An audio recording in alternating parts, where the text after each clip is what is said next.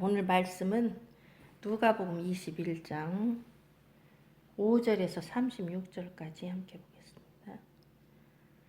어떤 사람들이 성전을 가리켜 그 미석과 헌물로 꾸민 것을 말하며 예수께서 가라사대 너희 보는 이것들이 날이 이르면 돌 하나도 돌 위에 남지 않고 다 무너뜨리우리라. 저희가 물어가로되 선생님이여 그러면 어느 때에 이런 일이 있겠사오며 이런 일이 이루려 할 때에 무슨 징조가 있사오리까? 가라사대 미혹을 받지 않도록 주의하라. 많은 사람이 내 이름으로 와서 이르되 내가 그로라 하며 때가 가까웠다 하겠으나 저희를 좇지 말라. 난리와 난리의 소문을 들을 때에 두려워 말라. 이 일이 먼저 있어야 하되 끝은 곧 되지 아니하리라. 또 이르시되 민족이 민족을 나라가 나라를 대적하여 일어나겠고 처처에 큰 지진과 기근과 온역이 있겠고 또 무서운 일과 하늘로서 큰 징조들이 있으리라. 이 모든 일 전에 내 이름을 인하여 너희에게 손을 대어 핍박하며 회당과 옥에 넘겨주며 임금들과 관장들 앞에 끌어가려니와 이 일이 도리어 너희에게 증거가 되리라. 그러므로 너희는 변명할 것을 미리 영구치 않기로 결심하라. 내가 너희의 모든 대적이 능히 대항하거나 변박할 수 없는 구제와 지혜를 너희에게 주리라.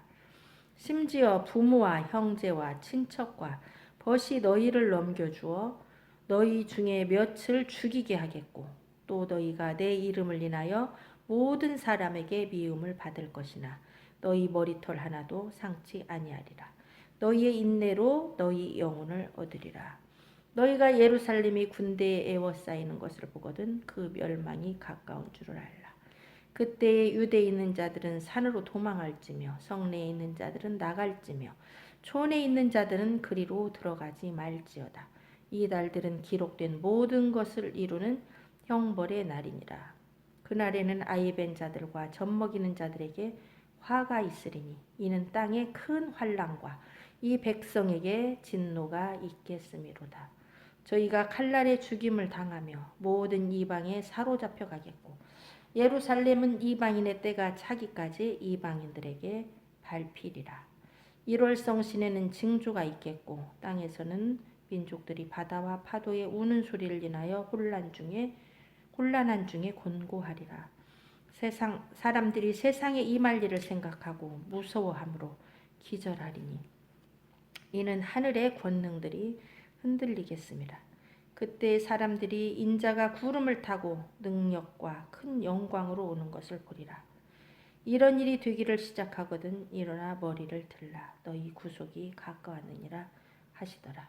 이에 비유로 이르시되 무화과 나무와 모든 나무를 보라. 싹이 나면 너희가 보고 여름이 가까운 줄을 자연히 아나니 이와 같이 너희가 이런 일이 나는 것을 보거든 하나님의 나라가 가까운 줄을 알라. 내가 진실로 너희에게 말하노니 이 세대가 지나가기 전에 모든 일이 다 이루리라. 천지는 없어지겠으나 내 말은 없어지지 아니하리라. 너희는 스스로 조심하라. 그렇지 않으면 방탕함과 술 취함과 생활의 염려로 마음이 둔하여지고 뜻밖의 그날이 덫과 같이 너희에게 임하리라. 이 날은 온 지구상에 거하는 모든 사람에게 임하리라. 이러므로 너희는 장차 올 이 모든 일을 능히 피하고 인자 앞에 서도록 항상 기도하며 깨어 있으라 하시니라. 아멘.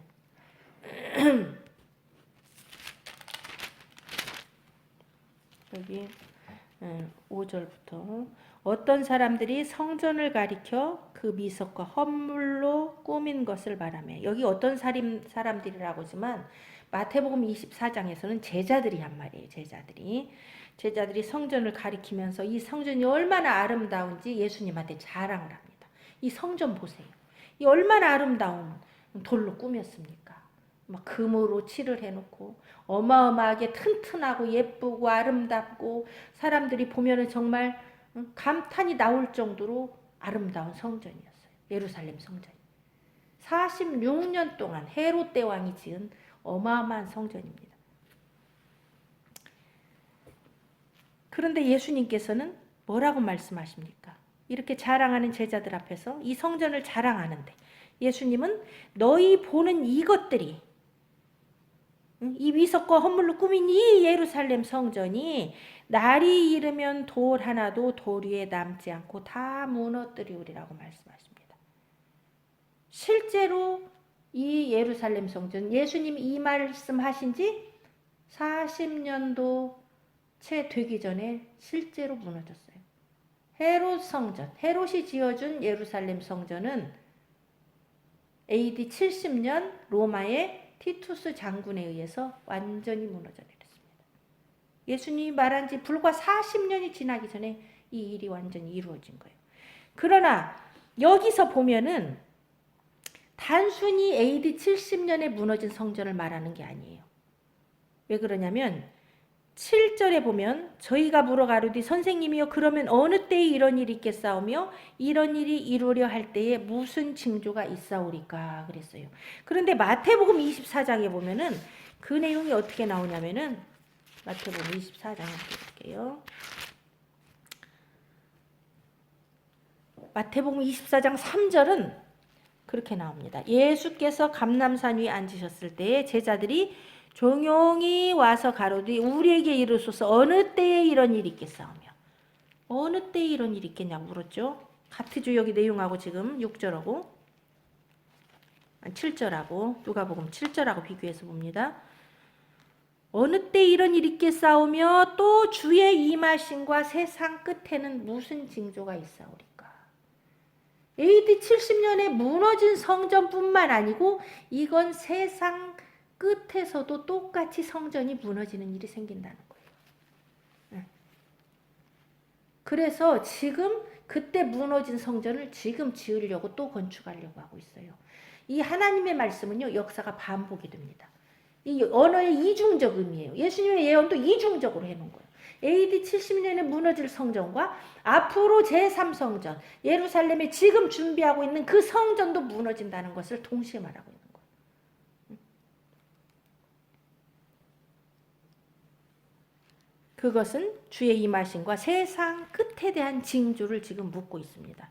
그래서 다시 누가복음 21장으로 돌아옵니다. 7절에 저희가 물어가리되 선생님이여 그러면 어느 때 이런 일이 있겠사오며 이런 일이 이루려 할 때에 무슨 징조가 있사오리까. 이것을 마태복음에서는 세상 끝이라고 말하죠.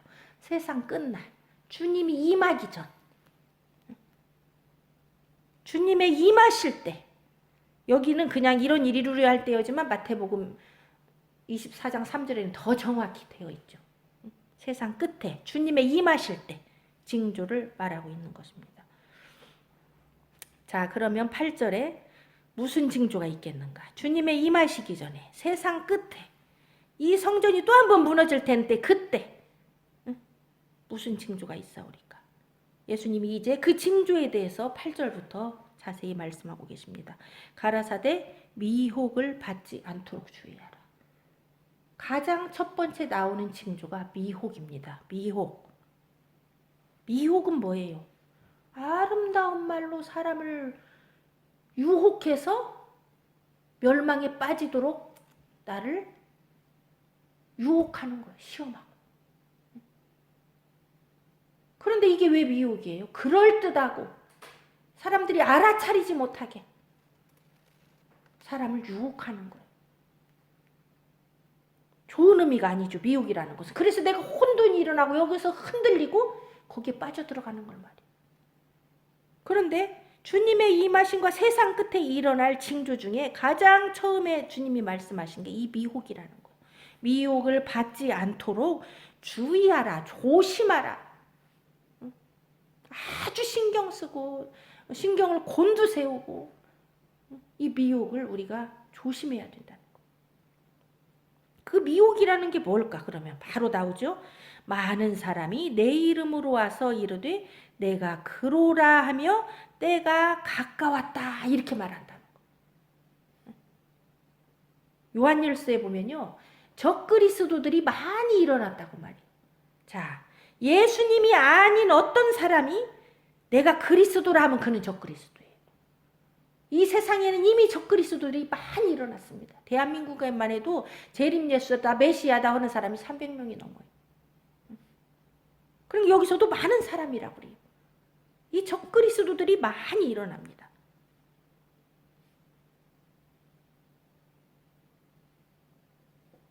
많은 사람이 내 이름으로 와서 이르되 그 사람들의 공통점은 뭐예요? 내가 그로라 하며 내가 예수다, 내가 재림자다, 내가 성령이다, 내가 메시아다 그러면서 뭐라 그래요? 때가 가까웠다. 여러분 이단들도요 종말에 대해서 얼마나 많이 말하는지 몰라요. 재림에 대해서, 종말에 대해서 계시록을 풀면서 새하늘과 새 땅 얘기하면서 자기가 계시록을 푸는 사람이라고 하면서 이단들도 마지막 때로 사람을 미혹합니다. 그런데 예수님은 그것이 미혹이라고 말해요. 그럼 마지막 때를 말하면 미혹인가 그 말이 아니에요. 자기가 그리스도라고 하면서 마지막 때를 얘기하면 미혹이. 마지막 때를 얘기하는 건 미혹이 아니에요. 마지막 때 자체만을 얘기하는 건. 그러나 어떤 한 사람이 자기가 그리스도라 하면서 마지막 때를 얘기하면 그건 미혹이에요. 그런데 저희를 쫓지 말라는 거예요. 첫째는 미혹입니다. 그 다음에는 뭐가 일어나냐. 9절에 난리와 난리 소문이 있습니다. 난리와 소란의 소문을 들을 때 여기 원어 성경에 보면 여기 앞에 난리가 전쟁이에요. 전쟁. 전쟁과 소란의 소문을 들을 때 마태복음 24장에 나온 난리와 난리 소문에서는요. 거기는 전쟁과 전쟁 소문이에요. 원어에서는. 그러니까 이 이야기가 뒤에 10절에 나오는 또 이르시되 민족이 민족을 나라가 나라를 대적하 일어나 이걸 말하는 거예요.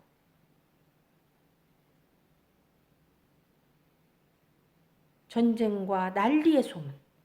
여기서는 누가복음에서는 10절에 난리가 앞에 있는 전쟁이에요. 10절. 민족이 민족을 나라가 나라를 대적하 이게 난리고 원어에서는 전쟁으로 표현됩니다. 뒤에 소란의 소문 이것은 뭐냐면은 뒤에 나오는 처처의 큰 지진과 기근과 온역입니다. 이것은 어디에 다 나오냐면 계시록 6장에서 첫 번째 인에서부터 네 번째 인 사이에 다 일어날 일들이. 그게 난리와 난리 소문. 엄밀히 말하면 두 번째 인부터 네 번째 인까지가 전쟁부터 기근과 온역.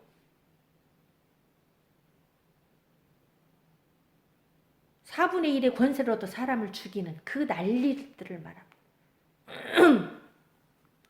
그러면은 첫 번째 인은 어디에 해당될 확률이 가장 크냐면 미혹이라고 봐야 돼. 계시록에 나오는 흰 말은 미혹일 가능성이 큽니다.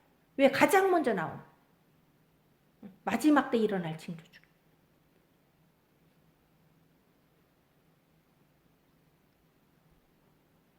자, 그런데 난리와 소란의 소문을 들을 때에 두려워 말라. 사람들이 이 전쟁과 큰 지진과 기근과 온역이 일어나면 얼마나 두렵겠습니까? 지금 다 두려워 세상이 떨잖아. 이 온역 때문에. 근데 두려워 말을 해. 왜 그러냐? 이런 일이 이 일이 먼저 있어야 된다는 거. 이거 성경에 기록된 대로 일어나는 일이에요. 이게 마지막 때 신호탄이에요. 이 난리와 난리 소문. 미혹이 신호탄이고 난리와 난리 소문이 신호탄이에요. 이걸 갖고 두려워할 게 아니고 우리는 어떻게 해야 돼요? 깨어 있어야 돼요. 깨어 있어야 돼요. 깨어서 시작되었구나. 준비해야겠구나.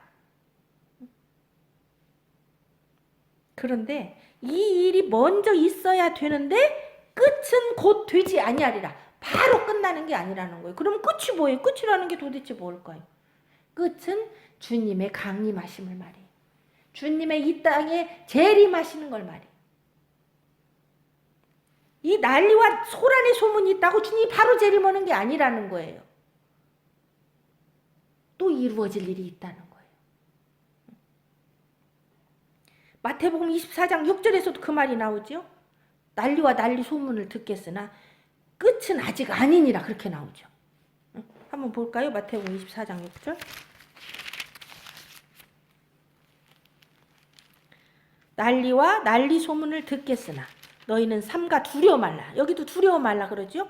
이런 일이 있어야 한다는 거. 이런 일이 있어야 돼. 끝은 아직 아니니라.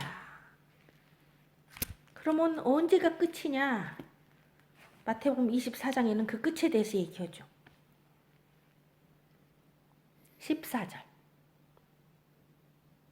마태복음 24장 14절에 보면 이 천국 복음이 모든 민족에게 증거되기 위하여 온 세상에 전파되리니 그제야 끝이 오리라.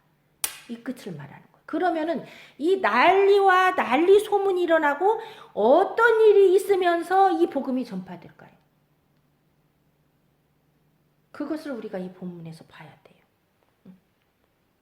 난리와 난리 소문이 난다고 주님 바로 오시는 게 아니에요. 그 사이에 어떤 과정이 있고 그제야 끝이 오는데 그 끝의 기준점이 뭐냐? 복음 전파예요. 온 세상에 복음이 다 전파돼야 끝이 온다는 거예요. 여기서부터 전쟁이 일어나는 거예요. 영적 전쟁이 일어나는 거예요. 난리와 난리 소문과 이 끝 사이에 전쟁이 있습니다. 영적 전쟁이에요. 그건. 자, 그럼 본문에서 그걸 한번 찾아봐야 돼. 자, 10절에 또 이르시되 민족이 누가복음 21장으로 넘어옵니다. 또 이르시되 민족이 민족을 나라가 나라를 대적하여 일어나겠고. 이건 전쟁을 말하죠. 민족 간의 전쟁, 나라 간의 전쟁. 대한민국과 북한은 민족 간의 전쟁이에요. 지금 민족 간에 싸울 곳은 대한민국밖에 없어요. 마지막 때 일어날 징조 속에 여기 들어있는 게 이게 대한민국이에요.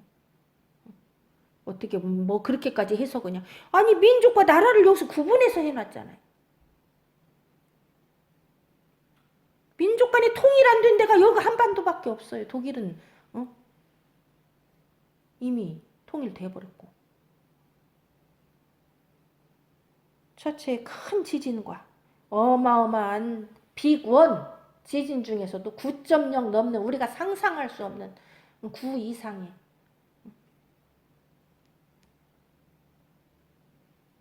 그것뿐만 아니에요. 수직 지진을 해서 땅이 완전히 갈아엎어 들어가는 지진도 큰 지진에 들어가는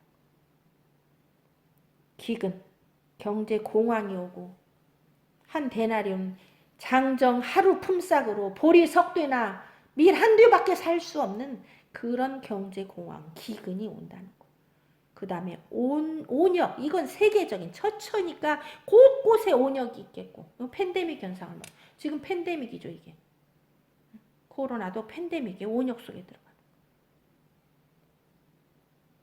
또 무서운 일과 하늘로서 큰 징조들이 있으리라. 그러면 이 무서운 일이 뭘까? 마태복음에서는 이 무서운 일이라는 말이 안 나와요. 그러면 예수님 빼먹었을까? 마태복음에서 말씀하실 때 그게 아니에요. 여기 다 포함된 일이에요. 이 무서운 일이 뭘까? 이 무서운 일, 그러니까 처처에 나라와 나라 미혹이 일어나고 나라와 나라 전쟁이 일어나고 지진이 나고 기근이 나고 온역이 일어나는데 제일 마지막에 일어나는 것은 하늘로서 큰 징조들, 일월성신의 징조예요. 그것이 뒤에 나옵니다. 뒤에 25절에 일월성신의 징조가 있겠고 이렇게 나오죠. 근데 그 사이에 뭐가 있냐? 일월성신의 징조와 그 난리와 난리 소문 사이에 뭐가 들어있냐면 무서운 일이 들어있어요. 이 무서운 일이 뭐냐? 본문에 나와요. 자, 12절부터 이게 무서운 일입니다. 무서운 광경이 벌어진다는 거. 그러니까 하늘로서 큰 징조들, 여기까지가 지금 마지막 때 징조들인데 그 사이에 무서운 일이 있어요. 그게 뭐냐? 이 모든 일 전에, 하늘의 징조가 일어나기 전에, 이 끝에 일어나기 전에 뭐가 있어요? 핍박이 있어요. 이게 무서운 일입니다. 내 이름을 인하여 너희에게 손을 대어 핍박하며 회당과 옥에 넘겨주며 임금들과 관장들 앞에 끌어가려니와. 우리가 이 하늘의 징조들까지 다 마감되기 전에 일어날 무서운 일은 예수 이름 때문에 우리가 핍박을 받고 옥에 갇히고 끌려가서 죽는다는 걸 말하는 거예요. 마태복음에도 이게 나오죠. 마태복음 한번 볼까요? 24장. 24장에 보면 기근과 지진 얘기 7절에서 하고 8절에 이 모든 그 재난의 시작이라고 그랬어요. 그게 재난의 신호탄이 되면서 자 이제 본격적으로 뭐가 들어가요? 무서운 일이 들어가요. 그때에 사람들이 이 재난이 시작되면서 사람들이 너희를 환난에 넘겨, 이게 무서운 일이에요. 환난에 넘겨주겠으며 너희를 죽이리니 너희가 내 이름을 위하여 모든 민족에게 미움을 받으리라. 그때 많은 사람이 시험에 빠져 서로 잡아주고 서로 미워하겠으며 서로 잡아서 옥에 넘기는 거예요. 그런데 여기 누가복음으로 다시 돌아와요. 누가복음에서는 이거를 16절에 보니까 서로 잡아주고 죽이는 일에 누가 관여하냐? 부모와 형제와 친척과 벗이 너희를 넘겨준다는 거. 이게 무서운 일이에요. 무서운 일은 단순한 테러가 아니에요. 무서운 광경이라고 나옵니다. 공포스러운 광경이라고 나와요. 원어에. 얼마나 공포예요. 심지어 부모와 형제와 친척과 벗이 우리를 죽는데 내어주어 죽이게 하겠고, 이게 무서운 일이에요. 성도의 환난, 핍박, 이게 무서운 일입니다. 그렇게 끌려가요, 죽기 위해서. 그런데 이 일이 도리어 너희에게 증거가 되리라. 이 일로 인하여 오히려 우리가 하나님의 백성이라는 증거가 된다는 거예요. 세상이 우리를 핍박함으로써 아, 내가 성도구나.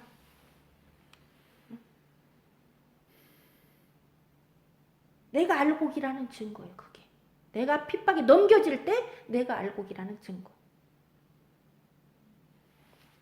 그러므로 너희는 변명할 것을 미리 영구치 않기로 결심하라. 아, 내가 잡혀 들어가면 나는 그때 어떻게 해야 되지? 어떻게 말해야 되지? 이거 연구하지 말라는 말이에요. 왜 그러냐? 왜 이런 말씀을 하셨을까요? 16절에 내가 너희의 모든 대적이 능히 대항하거나 변방할 수 없는 구제와 지혜를 너희에게 주리라. 자, 우리 대적이 누구예요?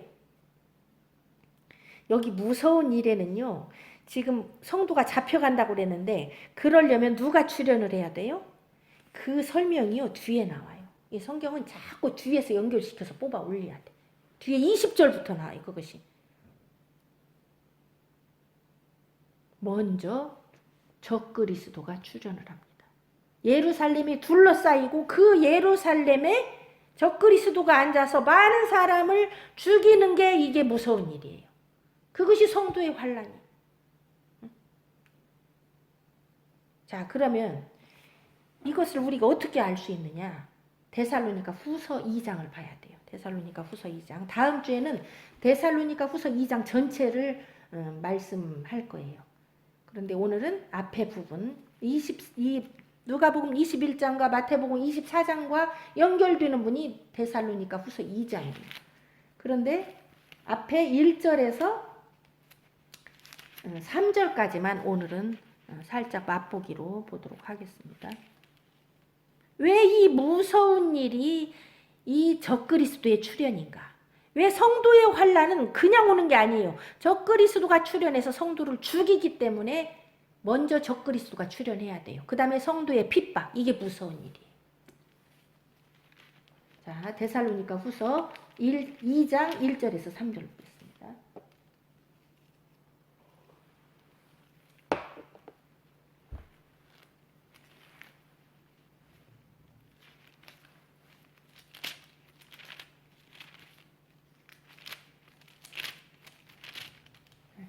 장 1절에서 3절. 형제들아, 우리가 너희에게 구하는 것은 우리 주 예수 그리스도의 강림하심과 우리가 그 앞에 모임에 관하여 혹 영으로나 혹 말로나 혹 우리에게서 받았다 하는 편지로나 주의 날이 이르렀다고 쉬 동심하거나 두려워하지 아니할 그것이라. 봐요. 여기 보면은 이게 지금 마태복음 24장과 누가복음 21장의 내용이 여기도 나와요. 여기서도 그렇게 나왔죠. 난리와 난리 소문을 들을 때에 두려워 말라. 이 일이 먼저 있어야 하되 끝은 곧 되지 아니하리라. 8절에서도 가라사대 미혹을 받지 않도록 주의하라. 많은 사람이 내 이름으로 와서 이르되 내가 그러라 하며 때가 가까웠다 하겠으나 저희를 쫓지 말라. 같은 내용이죠. 지금 바울이 미리 부탁하는 거예요. 형제들아, 내가 너희에게 간절히 부탁한다, 구한다. 우리 주 예수 그리스도의 강림과 그 앞에 우리가 모일 텐데, 주님이 강림하시고 우리가 그 앞에 다 모일 텐데, 그거에 대해서 사람들이 영이나 말이나 우리에게서 받았다는 편지로나 그 날이 가까웠다, 이르렀다고 말한다는 거예요. 미혹한다는 거예요. 그럴 때 동심하거나 두려워하지 말라는 거예요.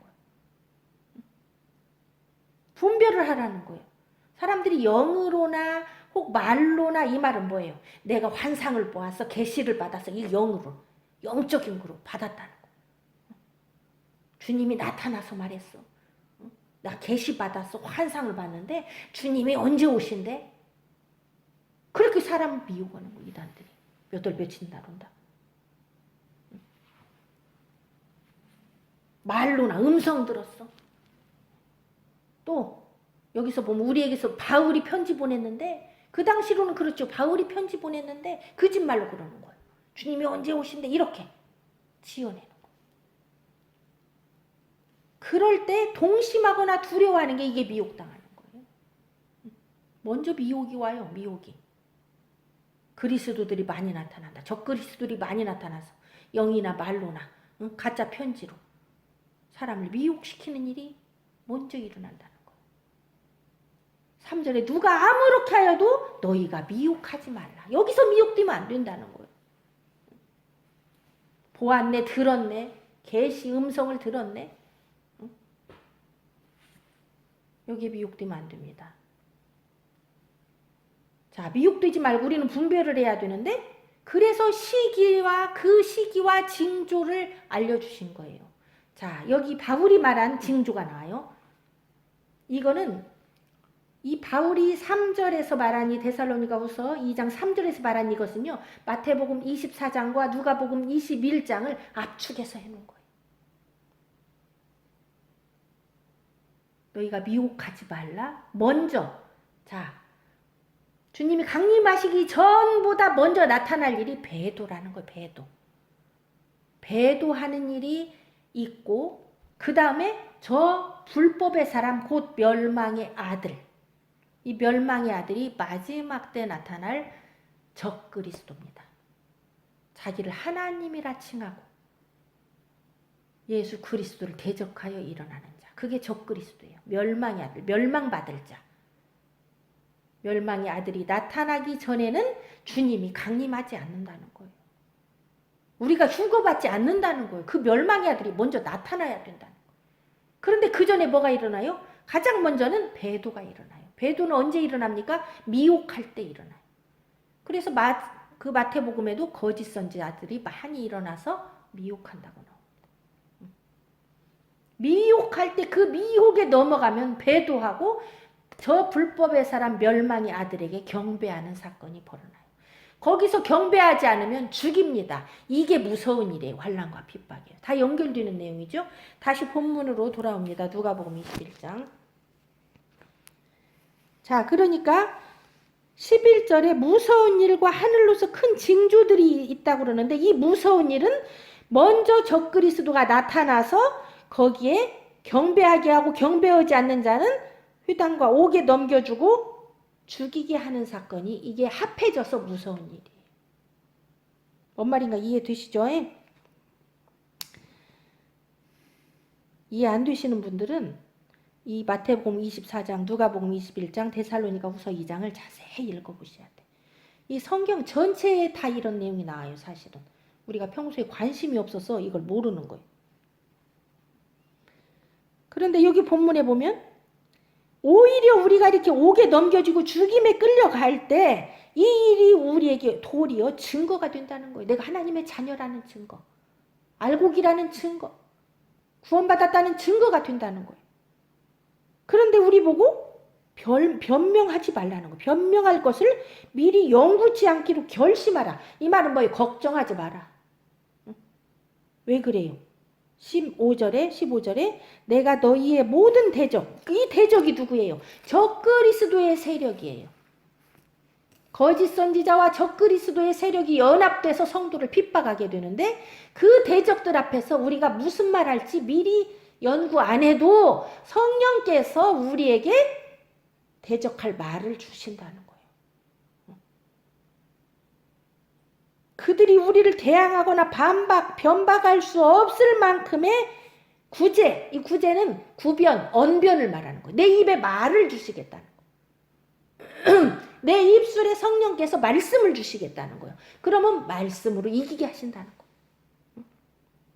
여기서 구제는 구변, 언변인데 이건 말씀을 말하는 거예요. 성령께서 내 입을 통하여 말씀을 주셔서 그들에게 그들이 대항하거나 변박할 수 없을 만큼의 말씀을 주신다는 거예요. 그 구제와 지혜를 너희에게 주리라. 이게 얼마나 중요한 말이냐면 우리가 끌려가도 두려워하지 말라는 거예요. 이 말과 지혜를 준다는 것은 성령이 함께 하신다는 거예요. 예수님이 함께 하신다는 것 말이에요. 말씀이 함께 하신다는 걸 말이에요. 두렵지 않도록 우리를 지켜주신다는 걸 말하는 거예요. 그것이 우리에게 증거가 되는 거예요. 오히려. 아, 성령이 나와 함께 하시구나. 담대함을 주고. 아, 생명책에 내 이름이 기록됐구나. 이걸로서 증거가 되는 거예요.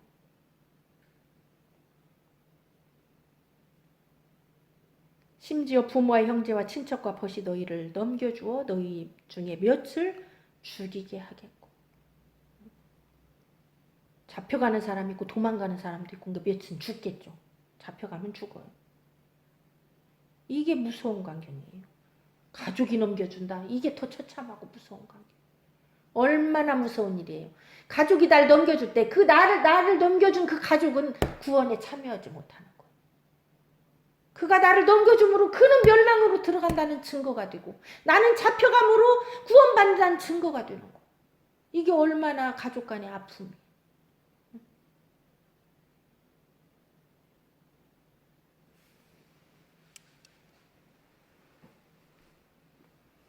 또 너희가 내 이름을 인하여 모든 사람에게 미움을 받을 것이나 너희 머리털 하나도 상치 아니하리라.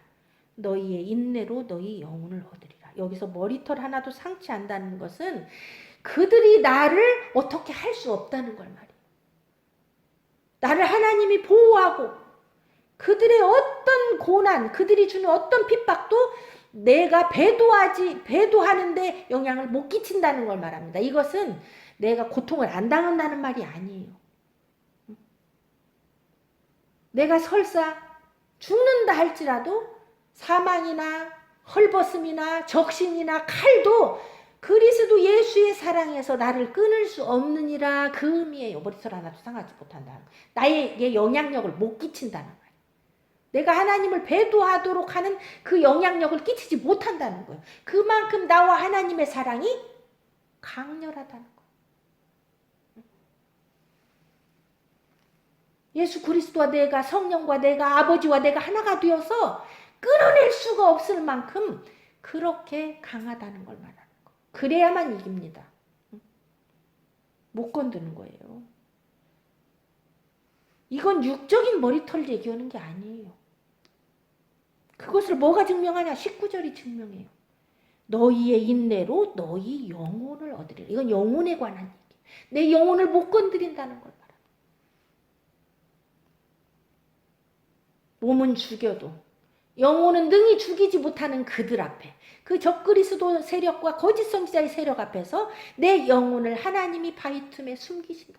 내 영혼을 숨기신다. 보호하세요. 내 생명을 상하지 못하다. 이 영혼이 생명이에요. 그것은 인내로만 얻어질 수 있는 겁니다. 거저 얻어지는 게 아니에요. 너희의 인내라고 그랬어요. 끝까지 견디는 자는 구원을 얻으리라. 마태복음에서 그랬죠? 끝까지 견뎌야 됩니다. 배고픔도 견뎌야 되고 목마름도 견뎌야 되고 헐벗음, 벌거벗음도 견뎌야 되고 뜨거운 햇볕도 견뎌야 되고 추위도 견뎌야 되고 죽음까지 견뎌야 되는 이게 인내예요. 이 무서운 상황 속에서 그런 자가 너희 영혼을 얻으리라. 그런데 우리가 견딜 수 있는 것은 누가 함께 하기 때문이에요? 성령이 함께 하기 때문에. 우리가 그분을 따르기로 작정하고 어떤 환난이 와도 나는 하나님을 예수의 이름을 성령을 배반치 않으리라 하고 작정할 때 하나님께서 내 영혼을 붙드셔서 지키시는 거예요. 이런 작정이 없으면 지킬 수가 없어요. 나는 작정하고 지키는 일은 주님이 하시는 거예요. 그 속에서 인내가 이루어지는 거예요. 이것이 삼박자로 하나가 돼야 됩니다. 나의 마음, 나와 내 집은 여호와만을 섬기겠노라. 이게 작정이에요. 고백이 있어야 돼. 그럴 때 성령께서 내 입에 말씀을 주고 구제와 지혜를 줘서 나를 지키기 때문에 이것을 인내로 견딜 수 있는 거예요. 그때 얻어지는 결론이 뭐예요? 우리 영혼이 구원을 얻는 거예요. 아버지 나라를 얻는 거예요. 성도가 나라를 얻게 됩니다. 이 적그리스도와 거짓 선지자의 나라는 오래가지 않습니다. 계시록에 보면 42달만 그들에게 허락하셨다. 그들의 핍박은 42달을 넘기지 못합니다. 더 길어지면 육체로 구원받을 자가 없기 때문에 하나님께서 그 날들을 감하셨다고.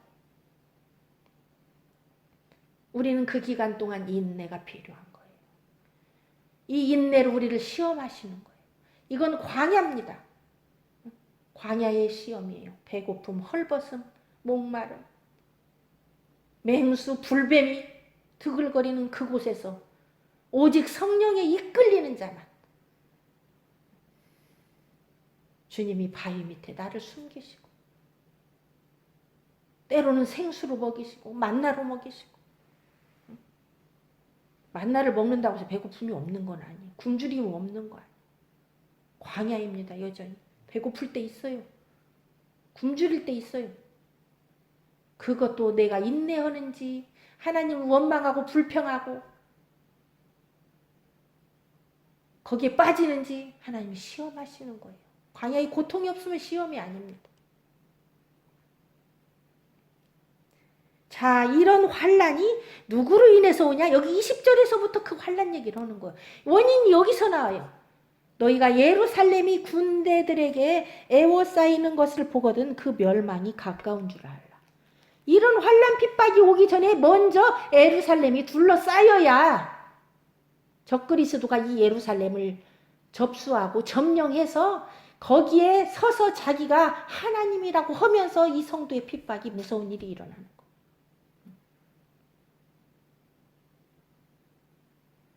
애워싸이는 것을 보거든 그 멸망이 가까운 줄 알라. 이 예루살렘이 군대들에게 애워싸이는 것은 역사적으로 여러 차례 있었어요. 수차례 예루살렘은 침탈을 당했습니다. 바벨론 군대가 쳐들어오고 AD 70년에 로마의 장군이 쳐들어오고 헬라 군대가 쳐들어오고 수차례 에워싸였어요. 그러나 여기서 말씀하는 예루살렘 군대 에워싸이는 것은 AD 70년과 마지막 때 예루살렘 둘러싸이는 거 2번이 남아있습니다. 언어의 이중적 의미예요. AD 70년에 로마의 티투스 장군이 와서 이 예루살렘을 군대들이 에워쌌어요. 예수님이 그 전에 거의 40년 전에 이 말씀을 하셨어요. 그러면 이때 듣고 이것을 마음에 둔 자들은 예루살렘이 에워싸임을 당할 때 여기 있는 대로 시키는 대로 했어야 돼요. 그러면 그때 죽임을 안 당했습니다. 보세요. 그때 유대에 있는 자들은 산으로 도망할지며 성내에 있는 자들은 나갈지며 촌에 있는 자들은 그리로 들어가지 말라. 예루살렘 성이 침략당하고 여기에 적그리스도가 설기 때문에 그 성내에서 나가라는 거예요. 빨리. 둘러싸일 때 도망가라는 거예요. 그 다음에 촌에 있는 자들은 그리 들어가지도 말고 유대에 있는 자들은 산으로 무조건 도망하라. 이때 예루살렘에서 가까운 산이 감람산이에요. 1.1km밖에 안 돼요.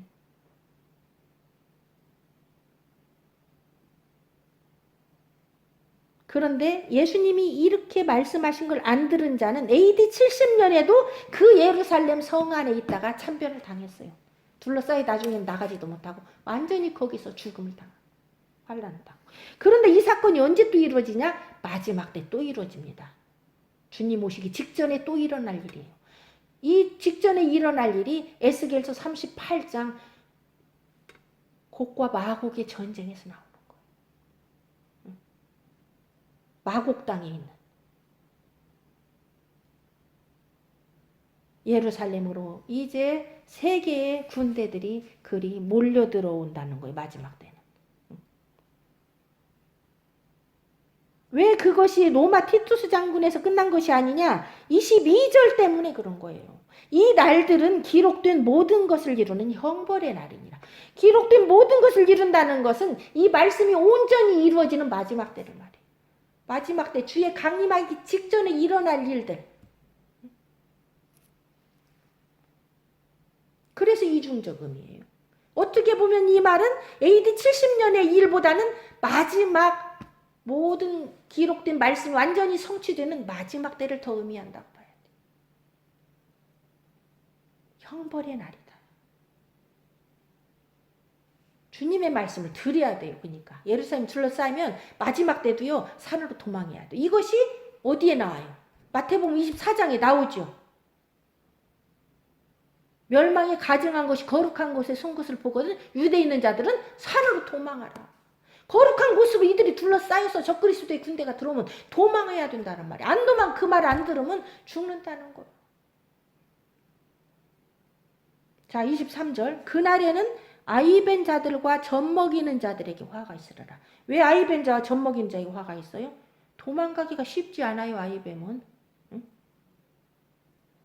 뭐가 내 몸에 딸린 자가 많으면 도망갈 수가 없어요. 화가 있어요. 화. 형벌을 당합니다.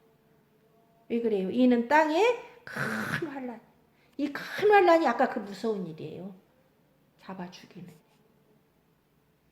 이것은 성도의 환란이에요. 적그리스도에게 경배하지 않기 때문에 죽이는 환란. 무서운 일입니다. 이 백성에게 진노가 있겠습니다. 이 진노당하는 백성은요. 이 큰 환란과 진노인데 진노는 누구에게 임해요? 큰 환란은 성도가 당하지만 진노는 누가 임합니까? 적그리스도에게 경배하는 자에게 진노가 임해요.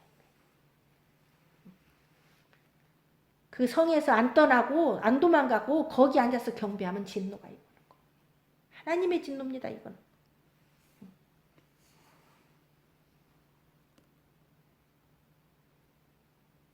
큰 환란은 성도요. 이 큰 환란에서 이걸 이기지 못하고 짐승과 그 우상에게 경배하는 자는 그 표를 받는 자는 진노가 임하는 거예요. 이 진노는 불과 유황으로 타는 영원한 못에 들어가는 진노를 말해요. 물론 7대접의 진노도 임하죠. 자, 저희가 그 예루살렘 성을 떠나서 유대로 산해로 도망하지 아니하면 칼날의 죽임을 당합니다. 그래서 칼날의 죽임을 당하며 모든 이방에 사로잡혀 가겠고 예루살렘은 이방인의 때가 차기까지 이방인들에게 짓밟히라. 이때 적그리스도의 군대가 들어와서 이 예루살렘 성에 자기 본좌를 틀고 거기에 우상을 세우고 거기서 경배받으면서 여기서 이방인들이 여기를 짓밟는 거예요. 거룩한 성을 짓밟습니다.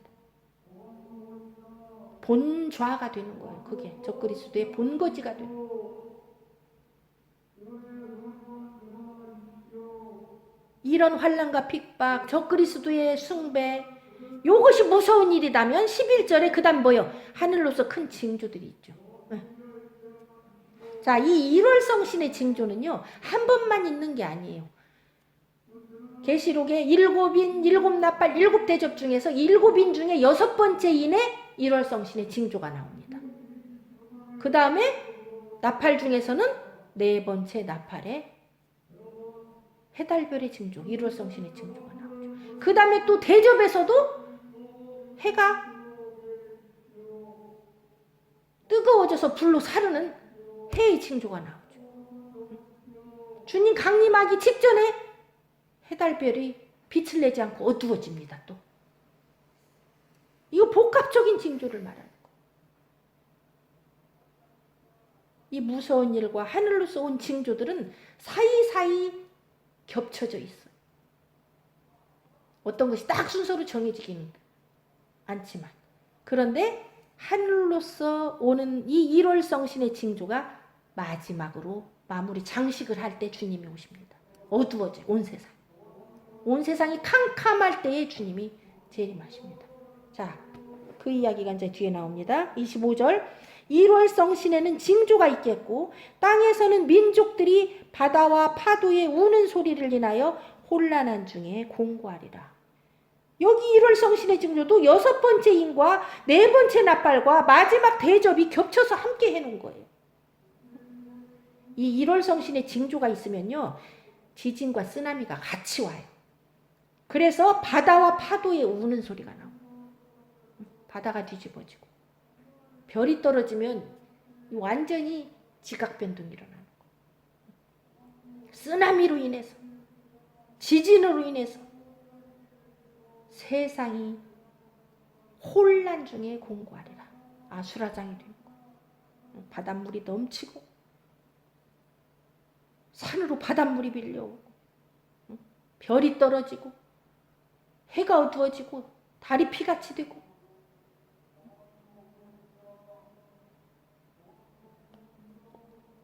어느 정도로 혼란하고 공고하냐. 26절. 사람들이 세상에 임할 일을 생각하고 무서워함으로 기절할 정도로. 기절해버리고 실신해버려 놀래고.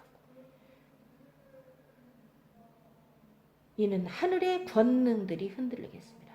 지금은 해가 뜰 때 되면 뜨고 달이 뜰 때 되면 뜨고 별이 반짝반짝 빛나지만 이것이 마지막 때 징조가 일어날 때는 권능이 흔들려버려. 별이 제자리에서 흔들려버리니까 떨어지고. 응? 지금 우리가 이 은혜 가운데 해달별이 제대로 있을 때 정신 차려야 돼요. 이때 하나님께 감사하지 않은 자는 이 하늘의 권능들이 흔들릴 때 하나님을 원망하고 불평하고 망하게 되는 거예요.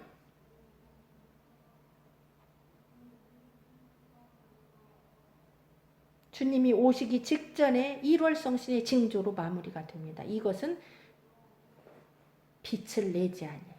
스가랴서에 보면 광명한 자들이 떠난다. 광명한 자들은 1월 성신을 말합니다. 빛을 내지 않아요. 그러고는 잠시 어두웠다가 주님이 빛으로 오십니다. 주님이 오실 때 땅이 환해지면서 광명한 새벽별이라고 그러죠. 그분. 그때 사람들이 인자가 구름을 타고 능력과 큰 영광으로 오는 것을 보리라. 빛 가운데 빛으로 오시는 거예요. 그분이. 영광 가운데 천사들의 나팔 소리. 이때 처체 부활에 참여한 자들과 휴거받은 자들이 공중에서 주님을 만나가지고 이때 재림하는 거예요. 응? 처체 부활에 참여한 자들과 공중에 휴거한 자들이 미리 주님 만나갖고 기다리고 있다가 이때 내려오는 거예요.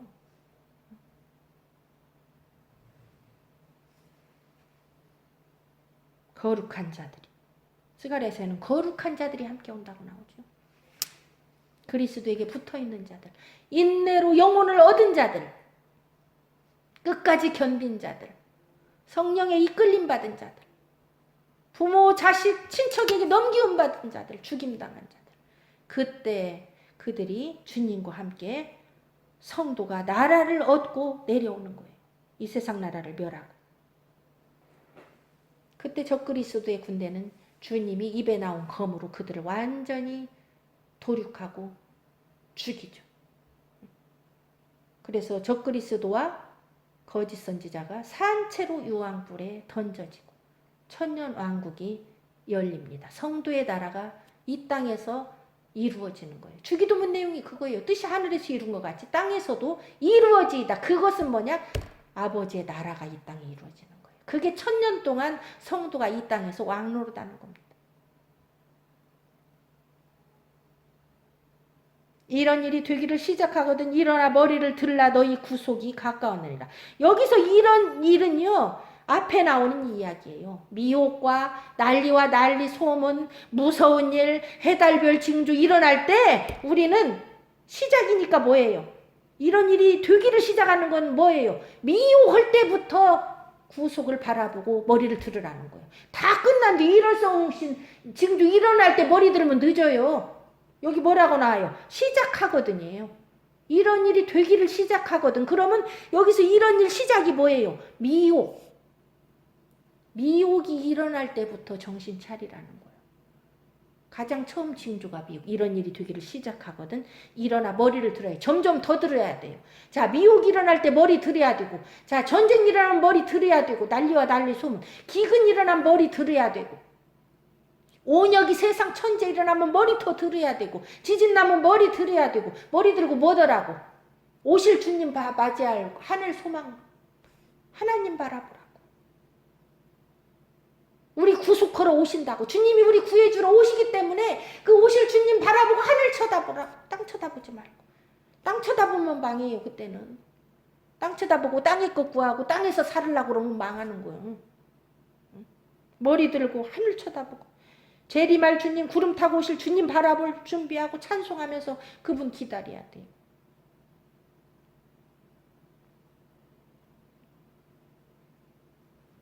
29절. 이에 비유로 이르시되 무화과 나무와 모든 나무를 보라. 싹이 나면 너희가 보고 여름이 가까운 줄을 자연히 아나니 이와 같이 너희가 이런 일, 아까 이런 일이 뭐예요? 이런 징조들.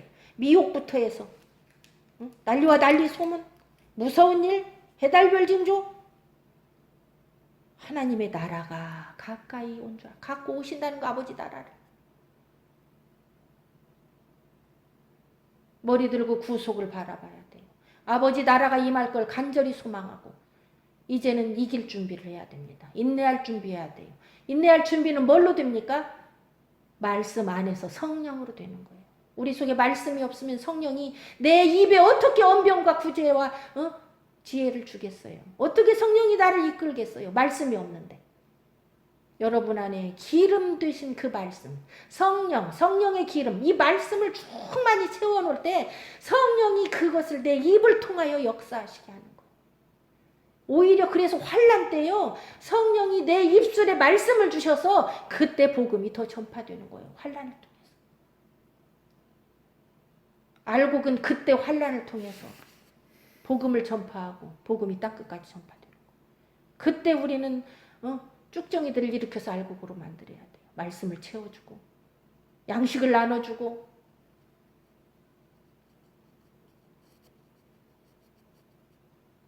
세상 비유로 봐도 무화과 나무와 모든 나무가 잎이 연하여지면 여름 온다고 그러잖아요.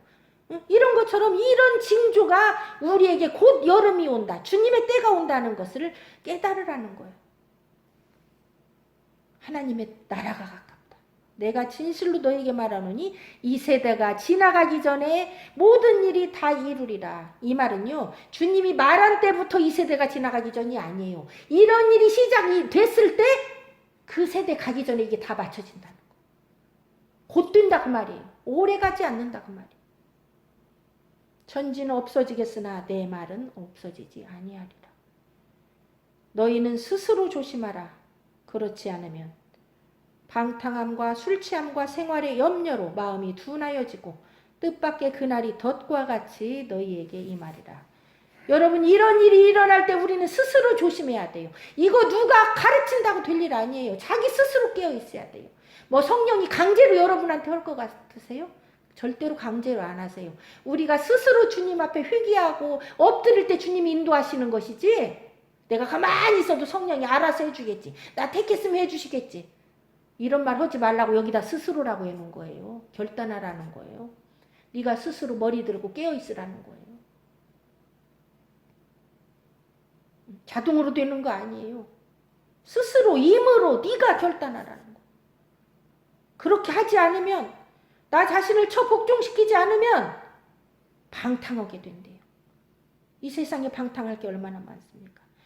안목의 정욕, 이생의 자랑, 육신의 정욕, 술 취향, 그것들에 취해서 먹고 사는 문제, 생활의 염려로 마음이 둔해진대.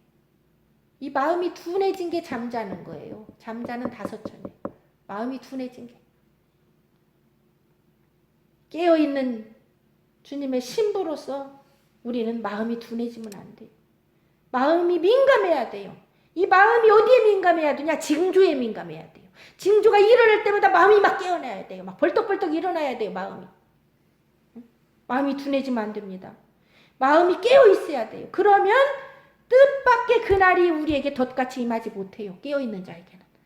마음으로 정신 차리고 있기 때문에, 준비하고 있기 때문에, 무장하고 있기 때문에 돛과 같이 임할 수가 없어요. 그런데 마음이 둔해진 자에게는 멸망이 호련히 임해서 떠내려 가는 거예요. 배도 오는 거예요. 자기도 모르게. 자기도 모르게 짐승에게 가서 경배하는 거예요. 마음이 둔해. 하나님 사랑하는 마음이 없어. 먹먹해. 이날은, 그날이 뭐예요? 이날이 뭐예요? 이 환난 날은 온 지구상에 거하는 모든 사람에게 이 말이라. 빌라델비아 교회한테 얘기했죠. 너희가 나의 인내의 말씀을 지켰은즉 나도 너희를 지키어 환난의 때에 너를 지켜주겠다. 그 환난의 때가 언제냐? 온 세상을 시험할 때라. 봐요. 여기 온 세상, 온 지구상에 임하는 날. 환난도 온 세상에 임하고 주님의 재림도 모든 사람이 보게 오고 온 지구상에 거하는 모든 사람에게 임합니다. 이러므로 너희는 장차 올 이 모든 일을 능히 피하고 인자 앞에 서도록 항상 기도하며 깨어있으라 하시니라. 장차 올 이 모든 일이 뭡니까? 오늘 누가복음 21장에서 일어난 이 모든 징조와 무서운 일과 1월 성신의 징조와 핍박입니다. 이 모든 일을 능히 피한다는 것은 아까 머리털 하나도 상하지 않는다는 의미하고 같은 거예요. 피한다고 하니까 고통 없어, 환난 없어 그 말이 아니에요. 그것들이 우리를 감히 건들지 못한다는 걸 말합니다. 여기 능히 피한다고 하니까 아유 환난 전에 휴거받아 이런 의미가 아니에요. 그렇게 해서 보면 큰일 나요. 이거를 이기고 능히 이기고 예수 그리스도 강림하시는 예수 그리스도 앞에 그 앞에 서도록 그 앞에 모이도록 데살로니가 후서에서 주 예수 그리스도 강림하신과 우리가 그 앞에 모임에 관하여 그분이 강림할 때 우리가 그 앞에 첫째 부활로서 모이든지 휴거돼서 모이든지 모인단 말이에요. 인자 앞에 서야 됩니다. 서도록 그렇게 하려면 우리가 어떻게 해야 되냐? 항상 기도해야 돼. 그래서 데살로니가전서 5장에서 그렇게 말하는 거예요. 항상 기뻐하라 쉬지 말고 기도하라. 여기 항상 기도라는 거 나오죠? 쉬지 말고 기도하라. 범사에 감사하라. 그게 깨어있는 거예요. 항상 기뻐하고 쉬지 말고 기도하고 범사에 하나님께 감사하고 그게 깨어있는 거예요. 그럴 때 우리가 이 모든 환난을 능히 이기고 주님 앞에 설 수 있다는 것을 말합니다. 거저 얻어지는 거 아니에요. 거저 이기는 거 아니에요. 거저 주님 앞에 쓰는 거 아니에요. 내가 작정하고 스스로 깨어있고 조심할 때 성령이 나를 인도하고 나를 강권하시고 힘을 주시기 때문에 이겨서 쓸 수 있는 거예요. 구원은 혼자 이루는 게 아닙니다. 사랑은 혼자 오는 게 아니에요. 서로 사랑이에요. 하나님과 우리는 서로 사랑이지 하나님만 일방적으로 사랑해서는 이건 온전한 사랑이 아니에요. 온전한 사랑이 두려움을 내어쫓나니 두려움에는 형벌이 있음이라 그랬어요. 요한일서 4장 18절에 온전한 사랑이 없이는 우리는 두려움으로 떨어집니다. 환난 때 두려워하면 안 돼요. 그건 하나님과 나가 온전히 사랑하지 못해서 그래요. 하나님을 온전히 믿지 못해서 두려운 거예요. 주가 내 안에 내가 주 안에 이게 온전한 사랑이에요. 그 말씀이 내 안에 나는 그 말씀에 순종하고 그에게 붙어 있을 때 이게 온전한 사랑이에요. 그것이 이 환난의 두려움을 내어 쫓는답니다. 주님이 나를 지키신답니다. 그게 인내 말씀을 지키는 거예요. 한 주간 동안도 이 말씀 묵상하면서 우리가 항상 기뻐하고 쉬지 말고 기도하고 언제? 환난 속에서 그렇게 하라는 거예요. 어려움 속에서 그렇게 하라는 거예요. 아무 고통 없을 때 뭐 들라고 기뻐하라고 그러겠어요. 우리한테. 뭐 들라고 명령하겠어요. 그렇게. 어려워도 힘들어도 기뻐하고 감사하고 기도하는 거예요. 뭐 때문에 그럴 수 있어요? 소망 때문에. 주님이 내 안에 계시고 그분이 오셔서 나를 나라와 제사장으로 삼으시고 영원히 생명에 참여하실 그 소망 때문에 기뻐하는 거지 이 세상 일로 기뻐라는 말 아니에요. 아버지 나라 때문에 기뻐하고 아버지가 나를 사랑하는 것 때문에 기뻐하고 나 위해서 죽기까지 사랑하고 나한테 부활의 생명 주신 것 때문에 기뻐하고 감사하고 그래서 기뻐하라는 거지 이 세상 일로 기뻐하라는 거 아닙니다. 이 세상 일로 기뻐하려면 그게 종교예요. 그게 기복주의예요. 그래서 그런 사람들은 환난에 다 무너지는 거예요. 환난에서 기뻐 못합니다. 이 말씀 속에서 여러분이 깊이 묵상하고 하나님께 영광 돌리시면서 일주일 동안 또 주님 오시는 그날까지 예수의 이름으로 승리하시기를 주님의 이름으로 축복하고 기도합니다. 하나님께 감사 말씀드립니다.